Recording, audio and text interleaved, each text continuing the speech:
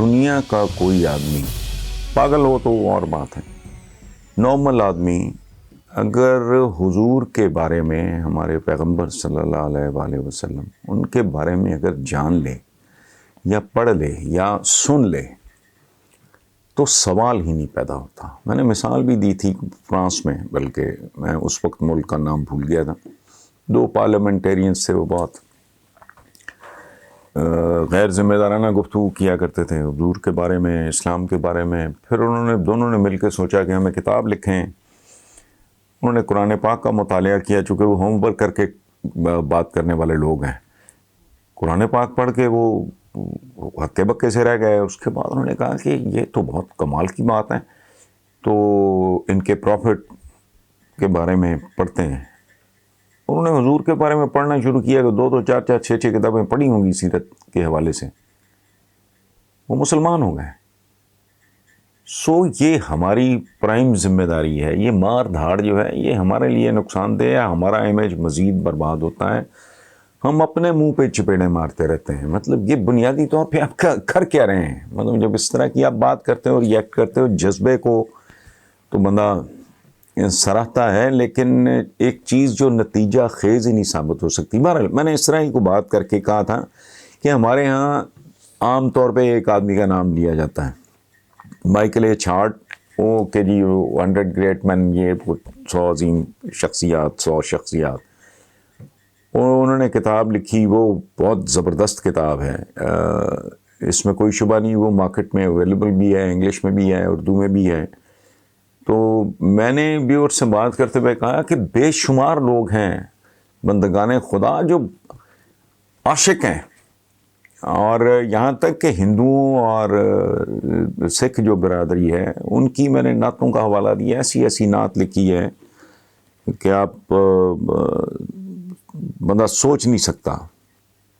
تو اس کے بعد یہ ہوا کہ مسلسل ایک تقاضا شروع ہوا، میسیجز آنا شروع ہو گئے کہ جی ہمیں ان لوگوں کے باپ کہہ رہے ہیں بے شمار، ہمیں کم از کم چند ایک کے بارے میں بتائیں۔ تو گزارش یہ ہے کہ میں 5-6 لوگوں کا اس کو قسط وار کر لیتے ہیں۔ آج میں چند لوگوں کے حوالے سے آپ کو بتاؤں گا، ان کی کتابیں، ان کے نام، اور ظاہر ہے پوری کتاب تو میں یہاں ریپروڈیوس نہیں کر سکتا، ممکن ہی نہیں ہے۔ تو ان کے جو متعلقہ حصے ہیں وہ میں آج چند ایک آپ کی خدمت میں پیش کر رہا ہوں حضور کے بارے میں، جو ویسٹ کے مشاہیر ہیں، ان کے انٹلیکچوئلز ہیں، پروفیسرز ہیں، سائنٹسٹ ہیں، بڑے برینز ہیں، وہ آپ کے بارے میں کیا رائے رکھتے ہیں۔ تو ہم رائٹ آف نہیں ہمیں کرنا چاہیے۔ طائف میں حضور پہ جب اوباشوں نے، کہ سرداروں نے اپنے چیلے چانٹے اور غلیظ لوگ ان کو اکسایا، تو حضور لہو لہان ہو گئے۔ تو فرشتوں نے پوچھا کہ ان 2 پہاڑوں کے درمیان، میں نے طائف دیکھا ہوا ہے، رکھ کے ان کو پیس دیں۔ حضور نے کہا نہیں، شاید ان کی اولادوں میں۔ ٹھیک ہے، اور وہی ہوا۔ اچھا، خود اگر ہم دیکھ لیں کہ بر صغیر کا جو مسلمان ہے، 22-23 کروڑ کی آبادی پاکستان کی ہے، پلس مائنس اتنا ہی مسلمان ہندوستان میں، پھر بنگلہ دیش میں۔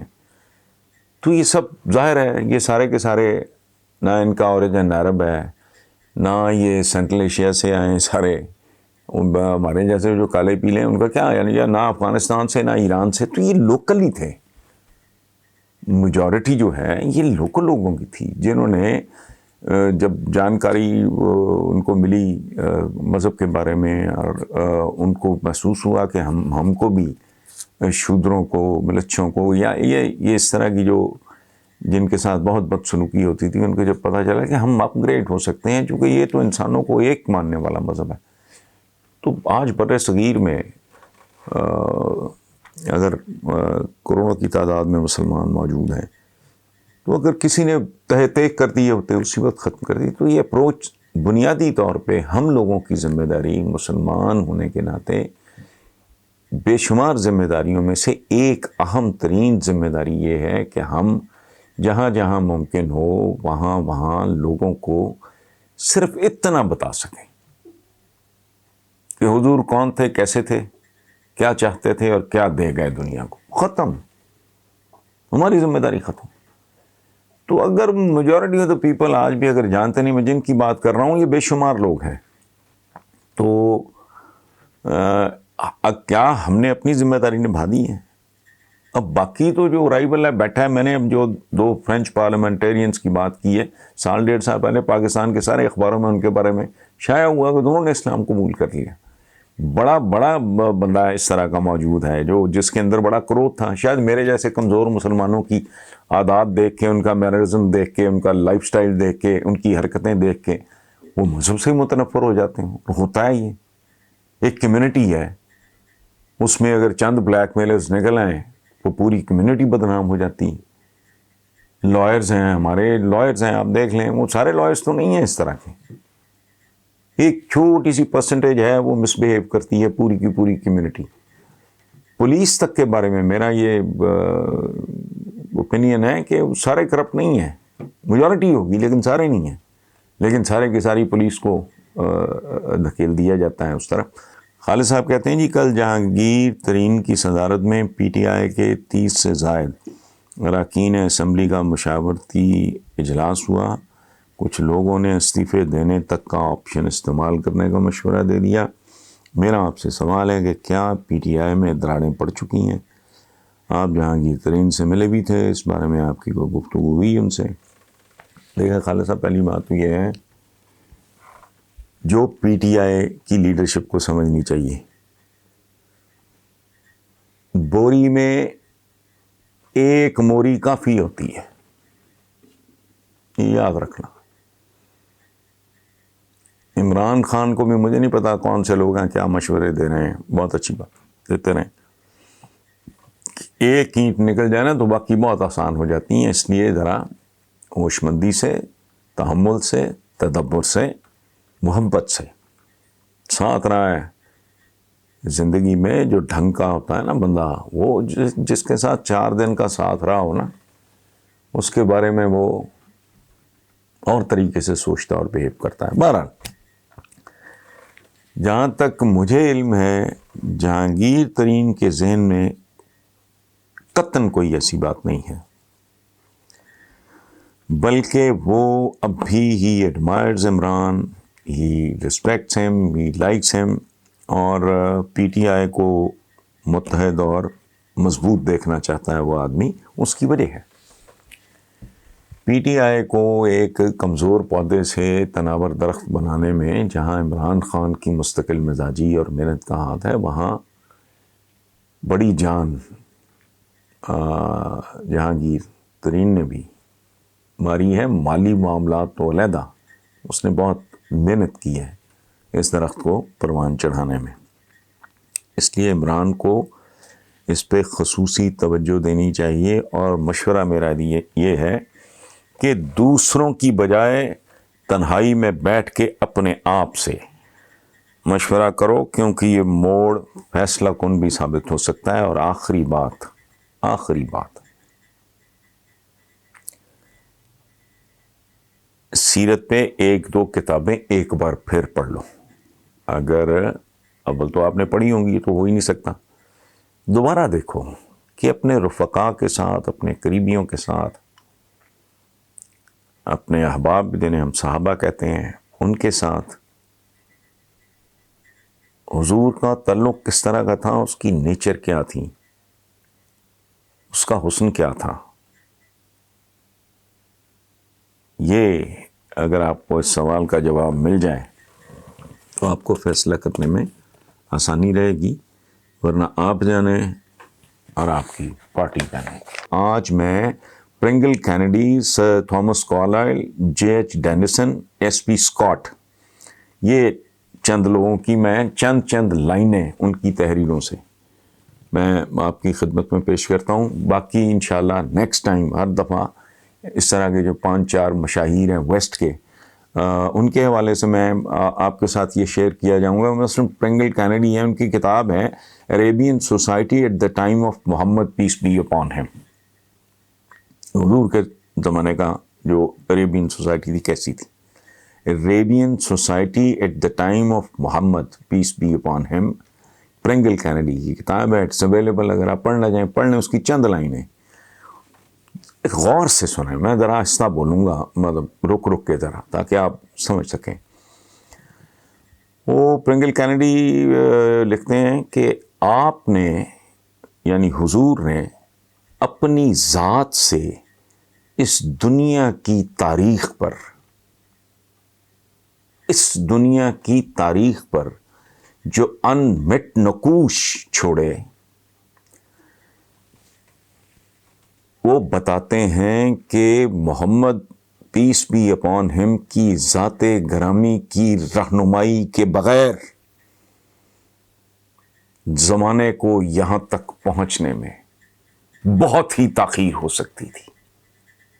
یعنی تاریخ کے پہیے کی رفتار کو کئی گنا اضافہ کر دیا. مطلب بنیادی طور پہ جو شورائیت ہے وہ آج کی ڈیموکریسی ہے. کریڈٹ سارا ویسٹ لے گیا. اسلام میں صرف اتنا ہے کہ جو بندہ خود کو منصب کے لیے پیش کرے وہ مناسب نہیں ہے. مسلمان چن لیں. اچھا یار یہ 3-4 لوگ ہیں ہمارے اندر، یہ بہترین ہے، ان میں سے کوئی چن لیا جائے. شورائیت وہی ہے. ووٹ بھی کیا ہے؟ یہ مشورہ ہی ہے نا لوگوں سے. تو یہ 4 لائنیں. اب مصیبت یہ ہے کہ دل میرا کرتا ہے بعض اوقات کہ میں پوری کتاب ایک سیشن رکھ لیں کہ جی وہ ڈیلی 10 منٹ یا 15 منٹ ان کے بارے میں. بہرحال اگلی جو شخصیت ہے، بہت نامور شخصیت، بہت رسپیکٹڈ شخصیت ویسٹ کی، سر تھامس کارلائل. انہوں نے کہا ہے کہ نے حضور کی نبوت کی سچائی کو، کمال بات ہے یہ. دیکھیں جب دل میں شمع روشن ہوتی ہے تو پھر لاجک بھی آ جاتی ہے، منطق بھی اللہ عطا کر دیتا ہے. سر تھامس کارلائل نے حضور صلی اللہ علیہ وآلہ وسلم کی نبوت کی سچائی کو حضور کی ناخواندگی سے مربوط کیا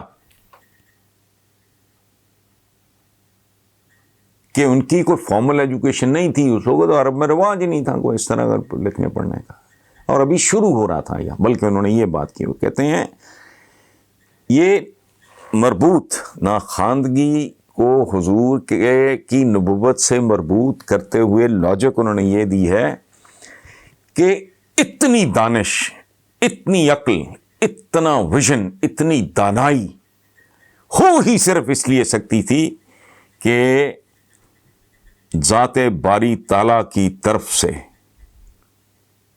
ان کو علم اگر نہ دیا گیا ہوتا تو یہ معجزہ ممکن ہی نہیں تھا. یعنی دنیاوی معنوں میں اگر آپ دیکھا جائے تو نہ پیسہ، نہ دولت، نہ کوئی جی پتہ لگے جی 20 بھائی ہیں یا کوئی بڑے کوئی بہن بھائی اور خاندان کو بہت بڑا افراد بڑے اور جنگجو بڑے ان کے پاس سے یہ پیسہ بڑا تھا، اور جی وہ بڑا اپنے زمانے کی بہترین کوئی یونیورسٹی میں نہیں.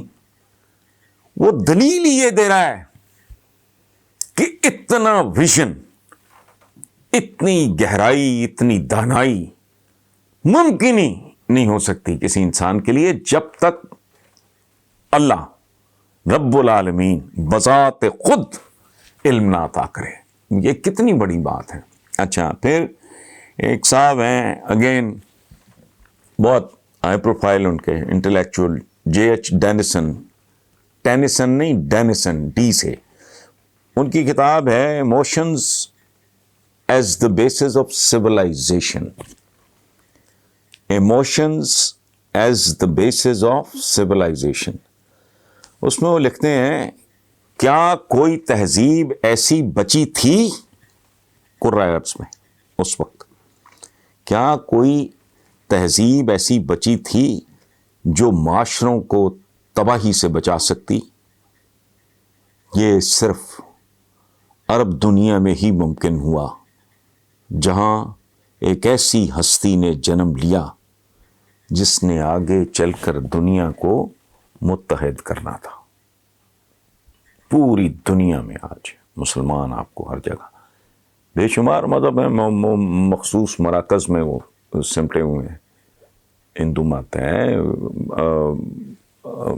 بدھ مت کے ماننے والے ہیں، جین مت کے ماننے والے ہیں، اور اچھا اینڈ پہ میں آپ کو کوٹ کرتا ہوں، ایس پی اسکاٹ ہیں، ان کی کتاب ہے، جتنی بھی کتابوں کا میں وہ امیزون وغیرہ پہ سارا کچھ اویلیبل ہے، ان کی ہے history of the Moorish empire in Europe.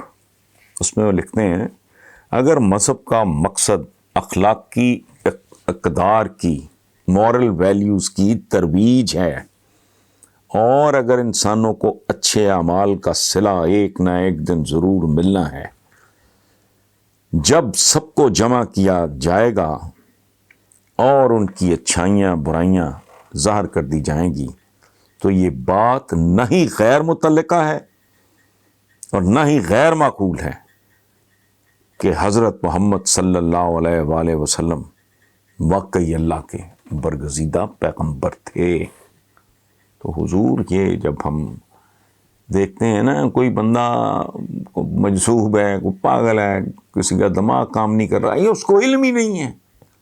ہم عام زندگی میں سنی سنائی باتیں آگے چلا دیتے ہیں. افواہ کیا ہے؟ افواہ یہی ہوتی ہے نا، میں نے آپ سے سنا، میں نے کسی کو سنا دیا، اس نے آگے کسی کو سنا دیا، پتہ نہیں حقیقت ہے نہیں ہے. اس لیے ہمیں احتیاط کرنی چاہیے، ہمیں ہماری ذمہ داری ہے. یہ دیکھو میڈیا اتنا گرو کر گیا ہے کہ اگر وہی ایک ایسا پلیٹ فارم بن جائے، کوئی ایسی ایسوسیشن بن جائے جو باقاعدہ پروگرامز کرے ڈفرینٹ چینلز پہ، غیر ملکی چینلز کی بات کر رہا ہوں، اپنے نہیں، مجھے نہیں مسلمانوں کو مسلمان تو نہیں بنانا نا، چونکہ مسلمان تو گیا گزرا گناہ گار ترین بھی ہوگا، حضور سے عشق کے بغیر وہ پروان نہیں چڑھتا، مسلمان تو پروان چڑھتا ہی نہیں. سو میں دنیا کے ڈفرینٹ چینلز، مجھے نہیں پتا، میرا یہ کام نہیں ہے، مجھے نہیں اس کی سمجھ، ڈفرینٹ چینلز پہ آپ ٹائم بائی کرو، پروگرام کرو، لوگوں کو بتاؤ کون تھے. میرے تو ایمان کا حصہ ہے، جو سن لے گا تو سوال ہی نہیں پیدا ہوتا ایسی کبھی جرت کر سکے. Thank you very much.